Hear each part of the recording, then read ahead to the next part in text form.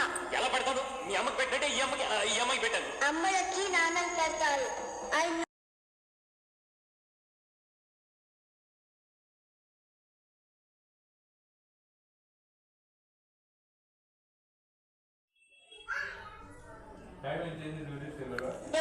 మీరు progress report చూసారా?